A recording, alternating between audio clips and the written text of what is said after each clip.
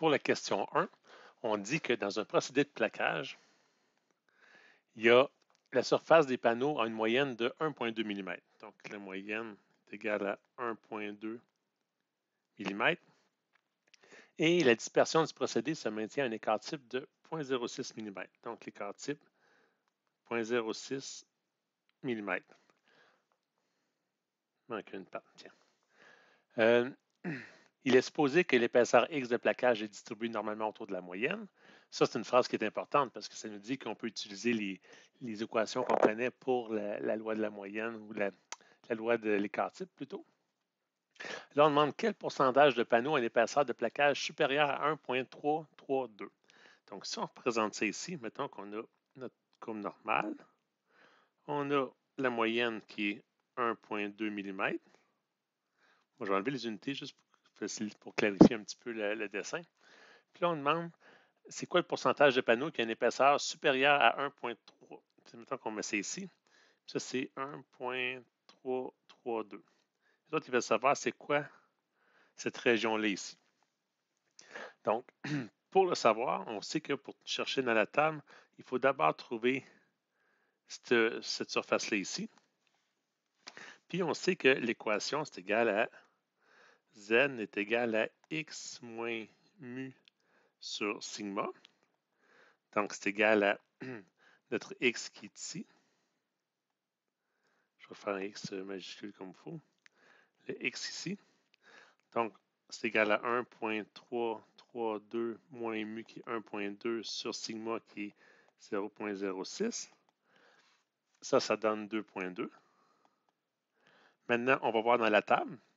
Puis, ça nous dit que dans la table, ça nous dit que cette surface-là correspond à 0,4861. 0,4861%. Donc, si ça, c'est 0,4861, puis on sait que de ce côté-là de la courbe normale, c'est 50%. Donc, ce qui reste ici, bien, ça va être égal à 50%, moins 48,61%. C'est ce qui donne 1,39%. Ça, c'était pour la question A. Vous dites que ça, c'est la question A. Mettons. Pour la question B, marquez B ici.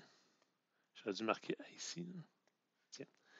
Pour la question B, quel est le pourcentage de panneaux qui a une épaisseur supérieure à la médiane? Ah, mais ça, c'est facile, on vient de le dire ici. Dans une loi normale, c'est sûr que la moyenne correspond à la médiane, donc c'est sûr que 50% des items qui s'avancent de ce côté-là de la moyenne ou de la médiane, donc c'est 50%. Fait que quel pourcentage? C'est 50% la réponse. Ça, c'est une question facile. Question C. On demande 75% des panneaux auront une épaisseur supérieure à quelle valeur? Donc, si on cherche une valeur qu'il va y avoir 75% des panneaux qui va être supérieur à une valeur, fait on sait déjà qu'il y a 50% ici. Bon, je vais le mettre en rouge, tiens. Ça va être plus cute. Donc, on a 50% ici. Donc, si on veut 75%, ben, on cherche quelque chose ici qui va donner 75%. Donc, ici, on a 25%. Puis, on sait que dans notre table, ben, quand je le mets en noir, là, ces valeurs-là sont égales, puis la table nous donne ça ici. Fait que nous, pour nous aider, on va chercher quelque chose dans la table qui donne ici 25%, qui va être la même chose que ce 25% ici, de ce côté-là. Fait que dans la table, on dit, si on va chercher dans la table pour 25%, ça donne un Z qui est égal à environ 0,675. Puis là, on dit, si on s'appelle dans notre équation, c'est Z est égal à, là c'est ce côté, vu que la valeur qu'on cherche est ici, on va dire c'est égal à mu moins X sur delta.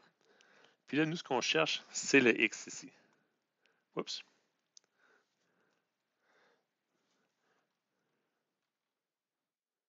Désolé. Ce qu'on cherche, je vais l'effacer comme ça. Ce qu'on cherche, c'est le X.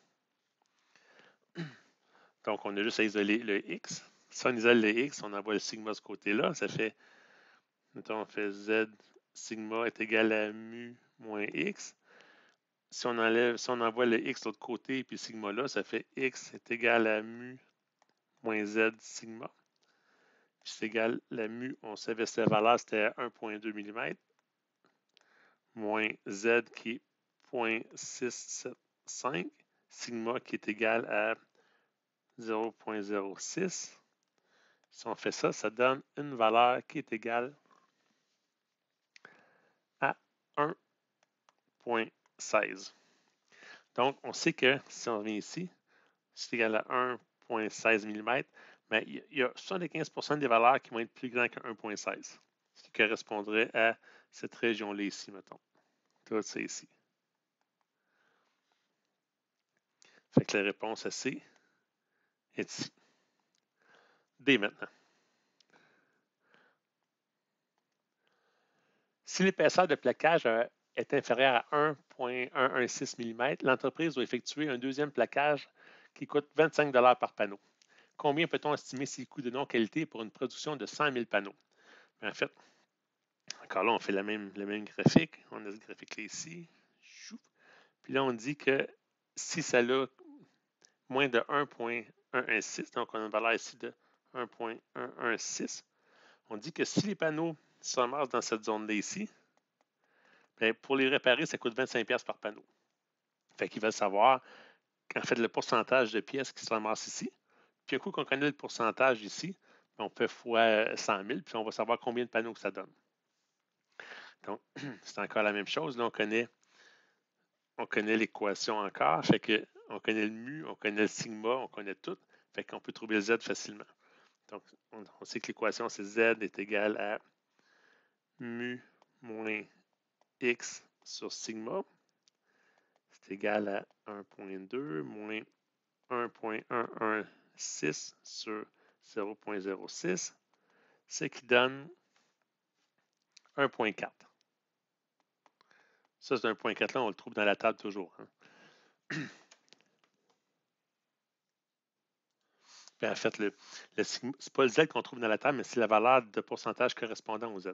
Fait que dans la table, pour un Z de 1,4, on voit que le pourcentage est égal à, je vais l'écrire ici, mettons, le pourcentage est égal à, si le pourcentage que la table nous donne, mettons, c'est ce côté ici, c'est ce côté-là, mais c'est équivalent, là, c'est symétrique. Puis ce que ça nous donne, c'est 41,92%.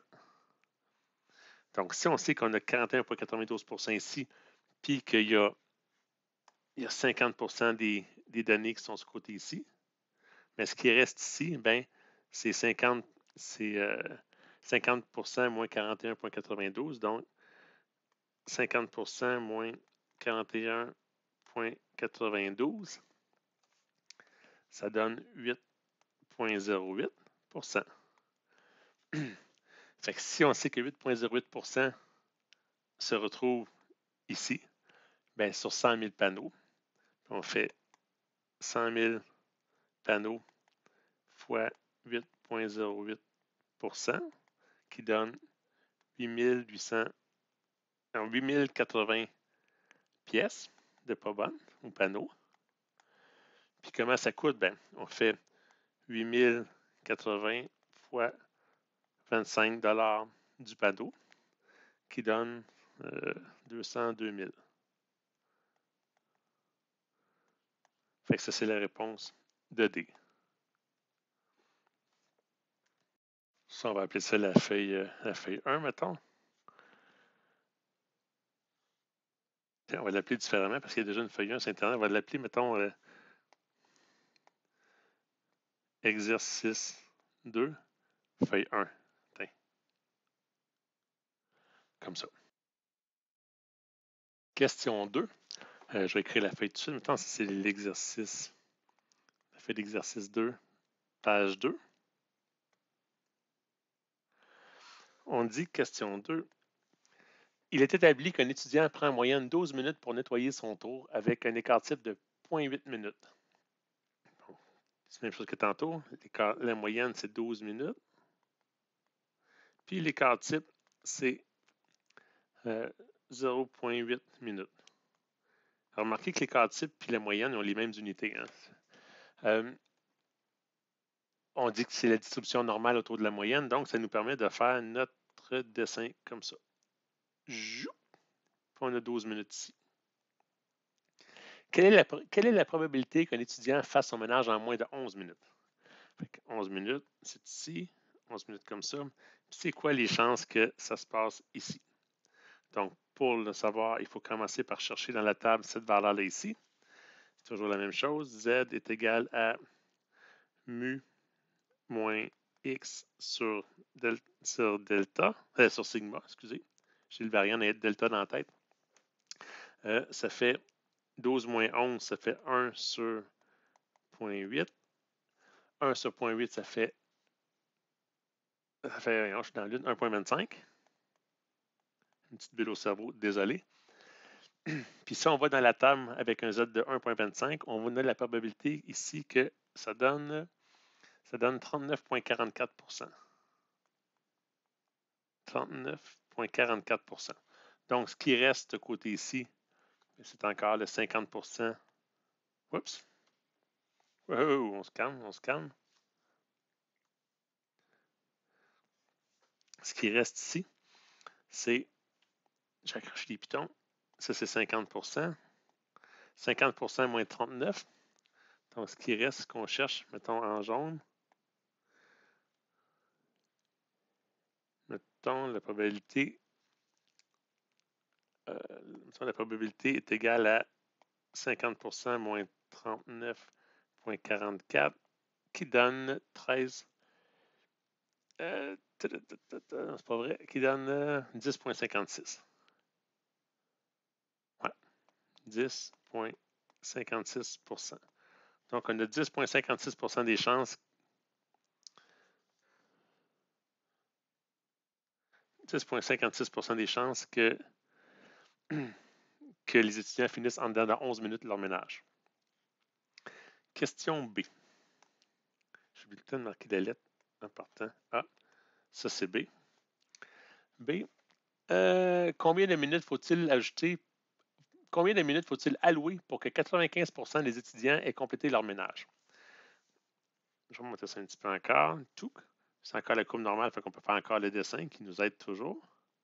Je vous le suggère vraiment. Puis là, on dit qu'on veut qu'il y ait 95% des étudiants qui aient fini leur ménage. Donc, on sait qu'il y a 50% ici. Puis là, on veut 95%. Donc, à ça, il faut rajouter cette partie-là ici qui vaut 45. Parce que 50 plus 45 donne 95. Donc, on veut la valeur de x pour cette valeur-là ici. Puis vu que z est égal à x moins mu sur sigma, ben x est égal à z sigma moins mu, plus mu. C'est juste de façon d'isoler. Fait que si on fait ça, pour 45% ici,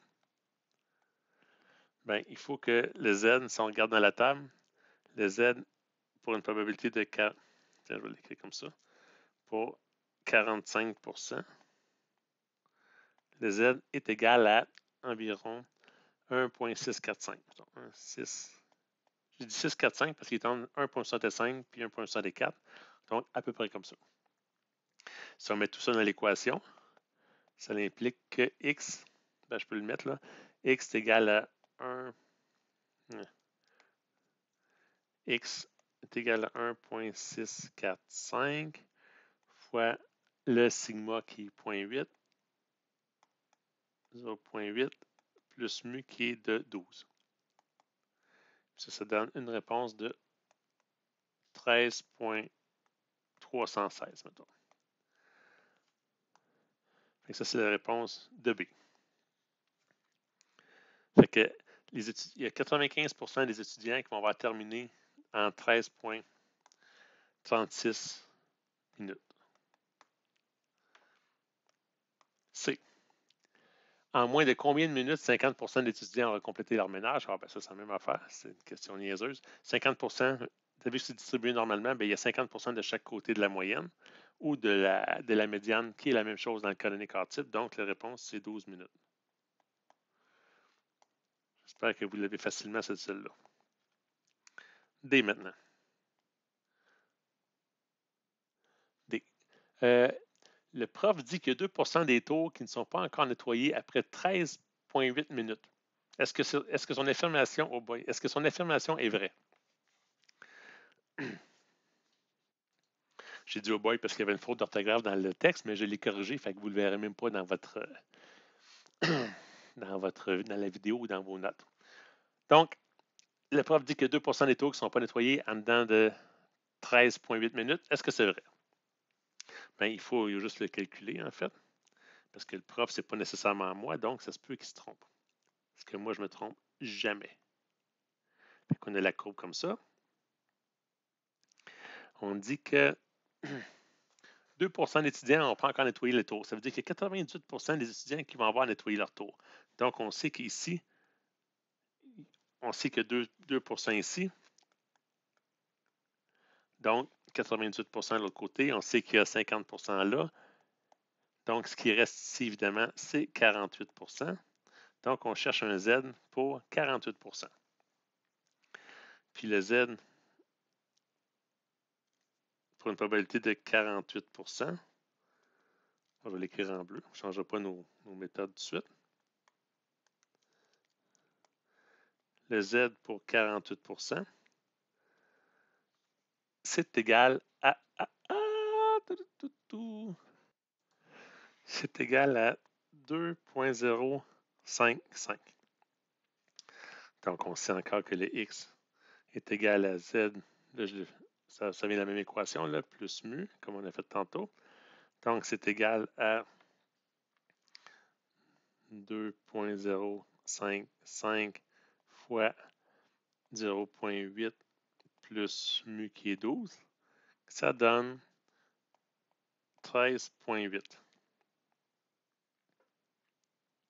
Non, c'est pas vrai. Ça donne 13,6. 13,644 si on veut être plus pointilleux. Puis ça, ben, c'est pas égal à 13,8. Donc, le prof, il n'a pas raison. Il y a une autre façon de le faire aussi. On aurait juste pu, ben, c'est l'autre façon de le faire. On peut dire que on fait le graphique comme ça. Les deux façons sont aussi bonnes pour prouver que le prof n'a pas raison. On dit que c'est 13,8 ici, comme ça ici. On pourrait demander c'est quoi le pourcentage ici. C'est censé être 2%. Fait que là, on fait la même chose. On dit Z est égal à 13, ben, X moins mu sur sigma, qui est égal à 13,8 moins 12 sur 0,8, sur 0,8. Ça donne 2,25. Puis la probabilité qui correspond à 2,25 dans la charte, c'est égal à 48,78%.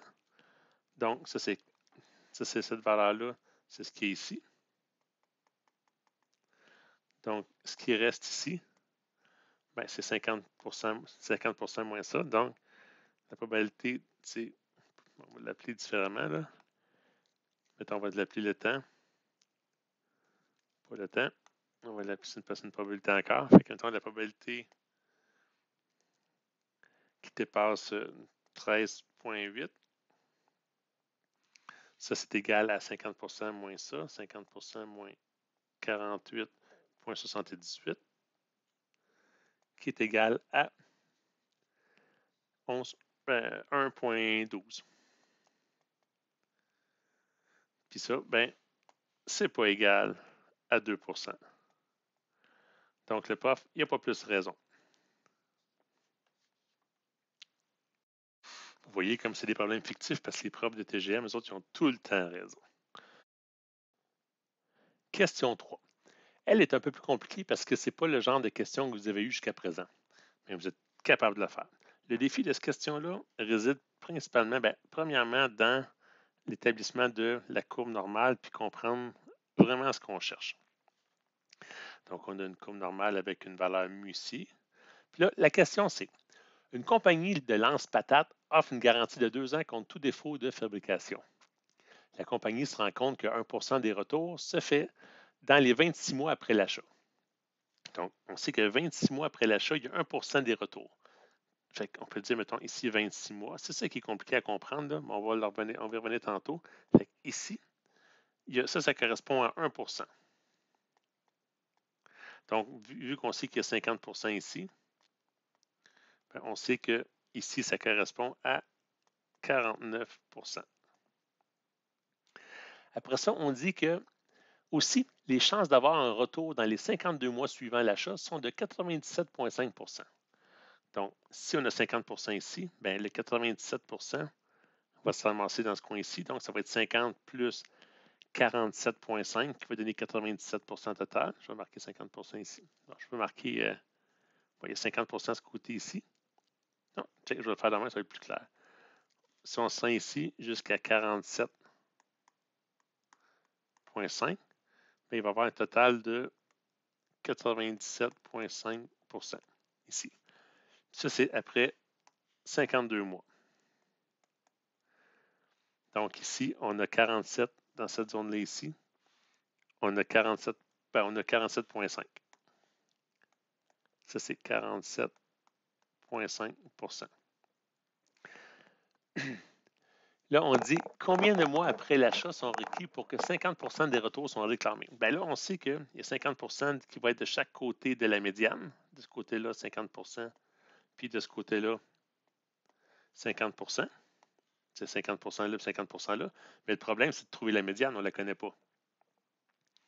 Fait qu'il faut trouver la médiane. Comment on fait ça?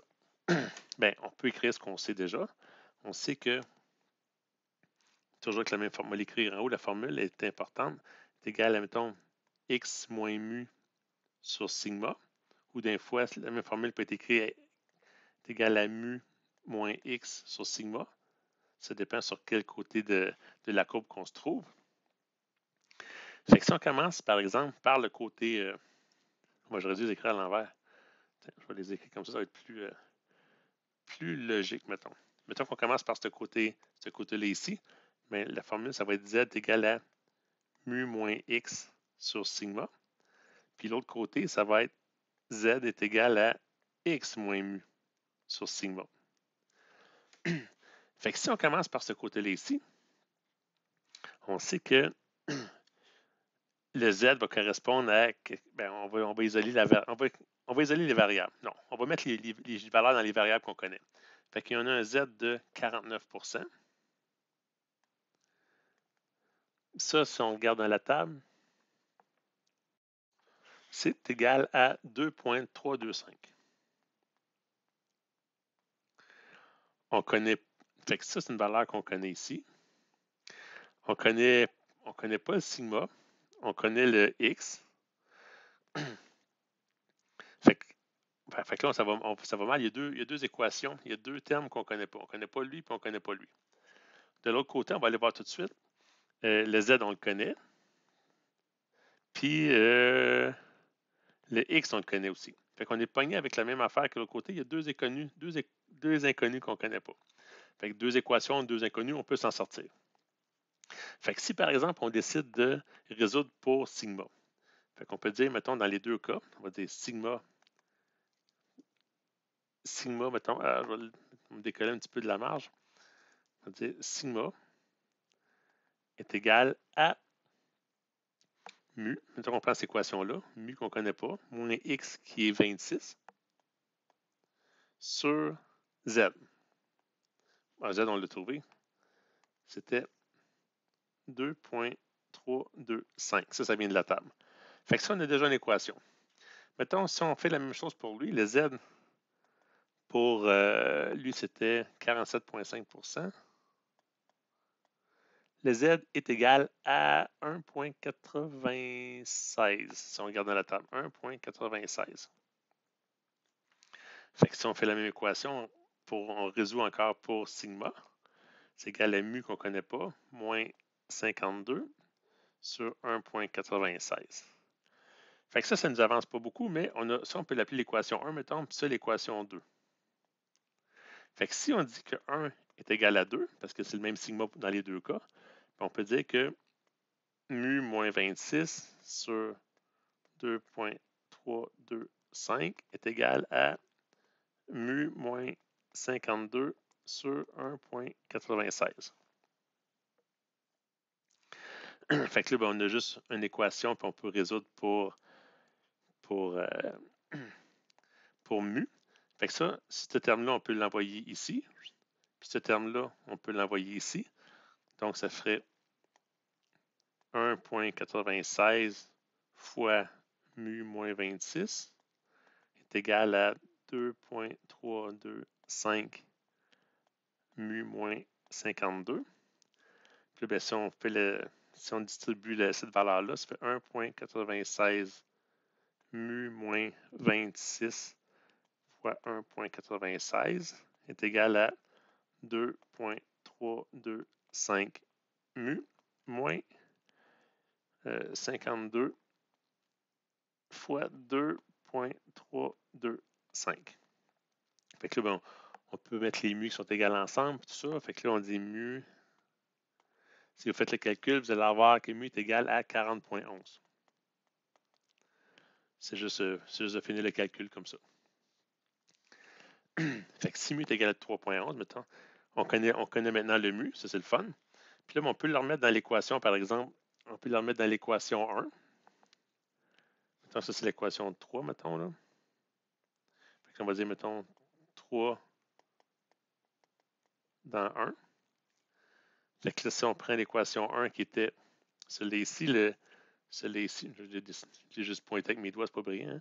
Fait que c'est juste ça. Fait que si on remplace le 40,11 dans le mu là, fait que ça veut dire que ça veut dire que sigma est égal à 40,11 moins 26 sur 2,325 qui est égal à 6,07. Fait que la question, c'était combien de mois après l'achat sont requis pour que 50% des retours soient réclamés? Bien ça, on avait déjà notre réponse avec le mu. Fait que ça, si on revient dans notre graphique ici, bien, on sait que ici, le mu, c'est, je vais le mettre en bleu, mettons, 40,11. Fait que ça, c'est la valeur qu'on cherchait ici. Fait que 40,11, c'est notre moyenne. Fait qu'on sait que le problème se redistribue de chaque côté de 40,11. Fait que ça répondait à la question A. Oh, je vais le mettre en bleu. Question d'être constant. Puis, il m'a fallu trouver le sigma parce qu'on va en avoir besoin, c'est sûr, après. Quelles sont les chances en pourcentage qu'une réclamation soit faite avant la fin de la garantie? Puis là, on s'en va dans les genres de questions qu'on avait tantôt. Ça c'est la question B. Fait que, mettons B. C'est quoi les chances que, genre, dessiner la courbe? C'est vraiment important de dessiner la courbe, ça l'aide tellement à comprendre. Fait qu'on a 40,11 ici. Puis on demande, c'est quoi les chances que la garantie était de 2 ans ou de 24 mois?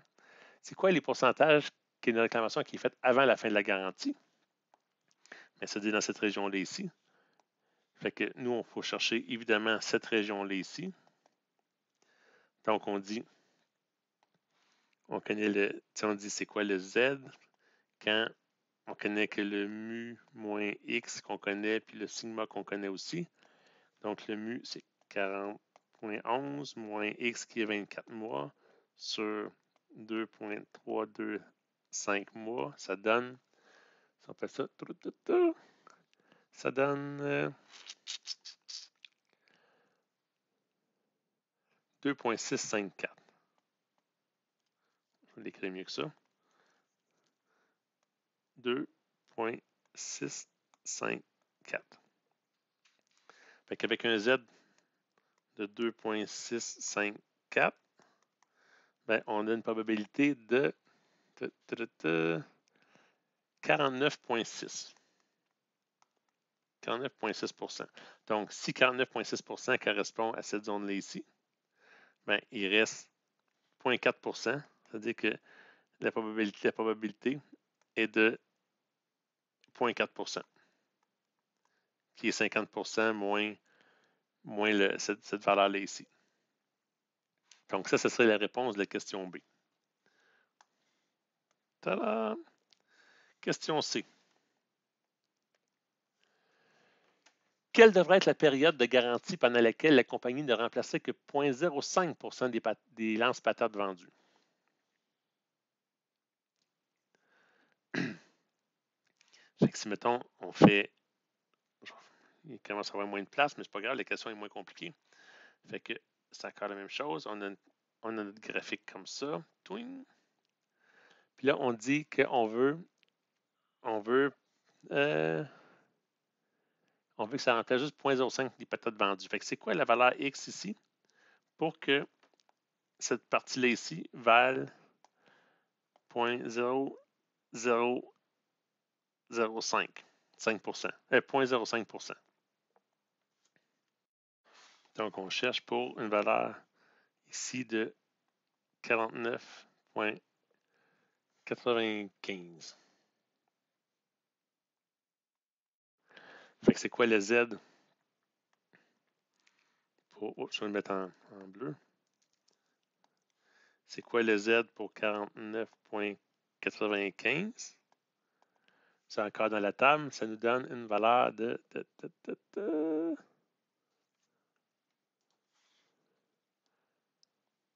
3,28.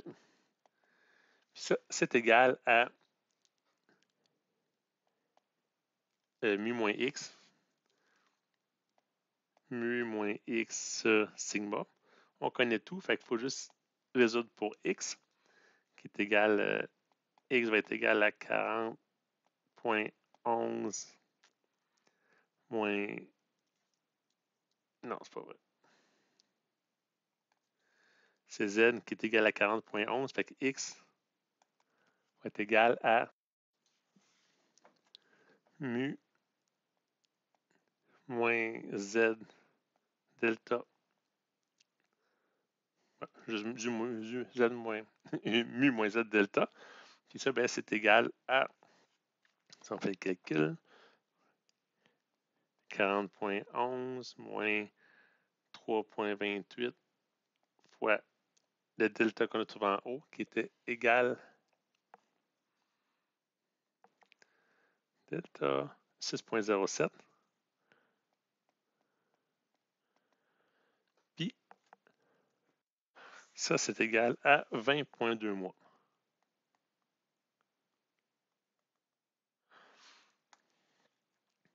Fait que ça veut dire que après 20,2 mois, ben, il y a 0,05% des lance-patates de vendus qui vont être retournés.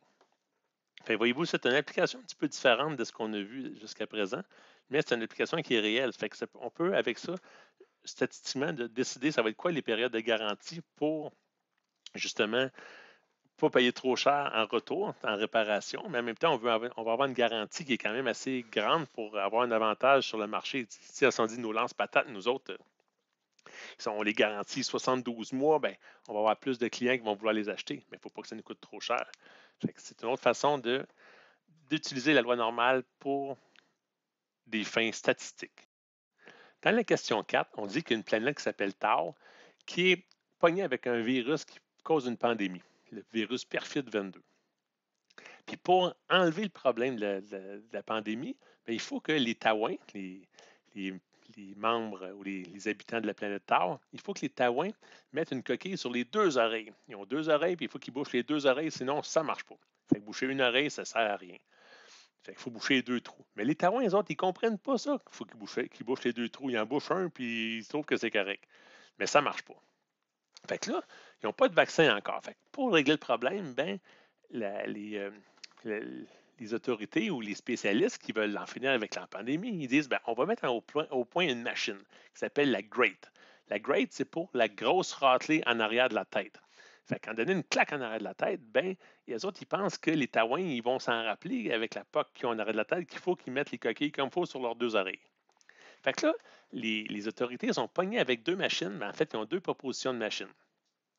Puis là, ils essaient d'évaluer quelle machine va être la meilleure. Il y a la machine A, que eux, elle a une moyenne d'efficacité de 1950 heures. Ça veut dire que les taouins, quand ils vont avoir passé à travers la machine A, ils vont s'en rappeler en moyenne pendant 1950 heures, 19 500 heures, c'est-à-dire. Parce qu'ils vont se rappeler qu'il faut qu'ils mettent les coquilles parce qu'ils vont encore avoir des séquelles de la taloche qu'ils ont eu en arrière de la tête.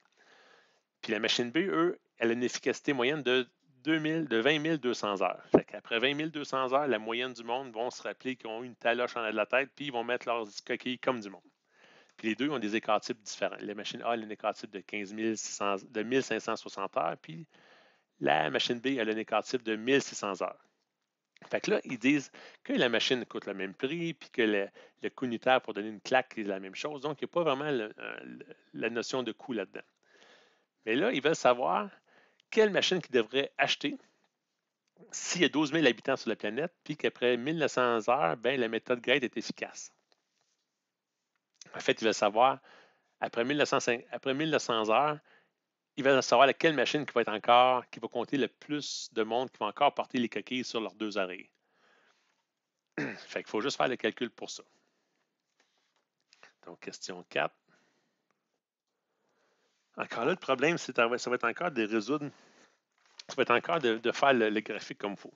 Fait que mettons qu'on a deux machines, ça va être le même graphique pour les deux, mais mettons qu'on a la machine A. On a la machine A qui est ici. Puis on a la courbe comme ça. Puis on dit qu'il y a une moyenne de 19 500 heures. Là, il faut être capable de trouver, après 19 000 heures, ça va être quoi la moyenne d'efficacité? 19 000, ça va se trouver ici, mettons. Puis là, il faut comprendre comment fonctionne cette étape-là. Ça, c'est des heures, fait que on dit, ben en fait, ce qu'il faut comprendre, c'est comprendre ça veut dire quoi ces lignes-là, en fait. Fait que si, mettons, on dit qu'on est ici, mettons, mais après, mettons 5 heures. Mais c'est sûr qu'il y a beaucoup de monde qui vont encore se rappeler de la taloche qu'ils ont eue. Alors que s'ils sont ici, ben, il va y avoir moins de monde. Fait qu'on peut comprendre que ce qui est à la droite de la barre, c'est la quantité de monde qui se rappelle de la taloche. Fait que, en ayant ça en tête, donc on enlève ces flèches-là, nous autres, on veut savoir qu'est-ce qui va se passer ici. Fait que c'est ça qu'on cherche, parce qu'on veut savoir le monde qui s'en rappelle. Plus qu'on avance dans le temps, bien, moins qu'il y a de monde qui s'en rappelle. Fait que pour la machine A et la machine B, c'est la même chose. C'est le même phénomène, sauf que les valeurs sont différentes. Ça, c'était ça le gros problème, le gros problème de ce problème-là. La grosse difficulté du problème, plutôt. 20 200 heures, puis ça, c'est 19 000 heures. Fait que là, ben, on a toujours la même équation. C'est toujours la même chose. Fait qu'on dit, mettons, Z est égal à mu moins X sur delta. Puis ça, on connaît pour ce problème-là. Le mu, c'est 1950 heures moins 1900. Si on divise ça par 1560, ça donne un Z de 32,05%. Puis si on cherche le Z pour 32,05, ben, ça donne un pourcentage de 12,55. Fait que 12,55 correspond à ça ici. Nous, on cherche tout le jaune. Fait qu'il faut juste ajouter 50%. Parce qu'encore une fois, on sait que 50% de la population se trouve de ce côté-là de la médiane, à la droite de la médiane. Donc, si on fait plus 50%, mais le pourcentage de... Oups, je vais le mettre en bleu. Le pourcentage de taouin, ben, c'est égal, je vais monter ça un petit peu, à 50 plus 12,55 qui donne, je vais mettre ici, qui donne 62,55. Puis ça, si on fait ça fois 12, ça c'est des pourcentages. Si on fait ça fois 12 000, Ben, mettons le nombre de taouins, mettons. Ben, ça fait 62%, ben, 0,55 fois 12 000. J'ai un zéro de trop. J'ai écrit un petit peu tout croche. Hein? Fois 12 000, on ne se stresse pas, ça va bien aller. Ça, c'est égal à 7 506 taouins. Ça veut dire qu'avec la méthode numéro A, avec la machine numéro A, après 19 000 heures, il va y avoir 7506 taouins qui vont se souvenir de la taloche qu'ils ont eue. On peut faire la même chose avec la machine numéro B. Je vais aller un petit peu plus vite dans les calculs. Fait que ça fait encore le mu moins x sur sigma. Puis on fait juste mettre 20 200 moins 19 000 sur sigma qui, lui, son sigma, c'est 1600 heures. Ça donne un Z de 0,75. Fait que si on cherche un Z de 0,75, ça va donner une probabilité de 27,34%. Donc, le nombre de la probabilité totale, parce qu'on cherche encore toute cette partie-là ici. Fait que le nombre de taouins total, ça va être ça plus 50%, donc ça fait 77,34% fois 12 000, fait qu'on fait le taouin. C'est égal à 12 000 fois 77,34%, qui va donner 92, non, 9200, je l'écris comme il faut, qui donne 9280 taouins. Fait que, on peut voir que cette machine-là est plus, la machine B est pas mal plus efficace. Pour que les taouins se rappellent comment mettre leur masque, pas leur masque, mais leur coquille comme il faut. Donc, la question A, on dit que avec la machine A, il y a 7506 taouins qui vont encore garder leur coquille comme il faut après 1900 heures. Puis avec la machine B, il y a 9280 taouins. Donc, on choisit la machine B. Question B. Si le critère de sélection est le nombre de plus élevé de parts de coquilles après 19 000 heures, bien, quelle machine devrait être choisie? Bien, ça revient au même, en fait. Là. Fait qu'on choisit cette coquille-là, cette machine-là. Fait que c'est la machine A, la machine B. La machine B. Question C. Un rappel grade sera requis après une période correspondant à mu plus 1,5 sigma suite à la première grade. Fait que suite à la première taloche, ça faut prendre un rappel. C'est plate, mais ça prend des rappels. Puis là, bien, pour chacune des machines, combien d'heures le rappel serait requis suite à la première grade? Bien, là, c'est assez facile, en fait. C'est-à-dire que le nombre d'heures, mettons qu'on l'appelle ça N, par exemple. Je vais écrire mieux que ça. Je me suis enfargé dans mon écran.